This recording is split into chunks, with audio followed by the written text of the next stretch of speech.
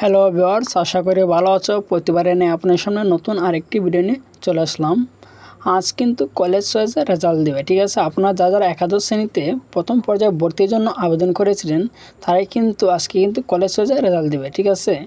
College choice result কয়টায় দেবে এবং আপনার মোবাইল ফোনে SMS আসবে কিনা আজকে এই নিয়ে আলোচনা করব, ঠিক আছে। তার আগে বলে নিন, আপনি যদি এই চ্যানেল নতুন দর্শক হয়ে থাকেন তো অবশ্যই চ্যানেলটি সাবস্ক্রাইব করে পাশে থাকেন যে এই ধরনের নিত্য নতুন ভিডিও পাওয়ার জন্য, ঠিক আছে। আজ কিন্তু 23শে জুন রাত 8টার পর কিন্তু আপনারা SMS দেখতে পারবেন যে আপনি কোন কাজে চান্স পেয়েছেন, ঠিক আছে। SMS-এর যে ব্যাপারটা, SMS কিন্তু সব বোর্ড থেকে দেয় না, এক বোর্ডে দেয় একবার, এক বোর্ডে দেয় না, ঠিক আছে।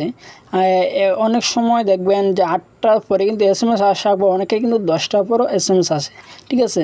তাই আমি বলবো আপনারা SMS অপেক্ষা না করে সরাসরি যে ভর্তি হওয়ার যে ওয়েবসাইটটা, নতুন ওয়েবসাইট আছে এক্সআই অ্যাডমিশন, সেই ওয়েবসাইটে চলে যাবেন। যাওয়ার পর আপনার EDU নাম্বারটা এবং পাসওয়ার্ডটা দিয়ে লগ ইন করবেন।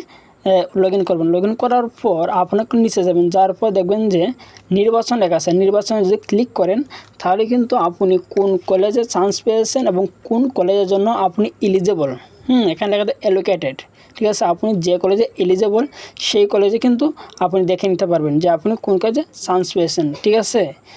অযথা আপনারা কিন্তু SMS-এ অপেক্ষা করবেন। SMS কিন্তু অনেকগুলো দেয়, অনেকগুলো কিন্তু দেয় না। অনেক সময় কিন্তু 8টার সময় দিয়ে দেবে, আবার অনেক কিন্তু লেট হয়ে যাবে, ঠিক আছে। তার জন্য তো আপনারা SMS-এ অপেক্ষা করবেন না, ঠিক আছে। আশা করি বুঝতে পারছেন যে রেজাল্ট কয়টায় দেবে এবং আপনার মোবাইল ফোনে SMS আসবে কিনা, ঠিক আছে।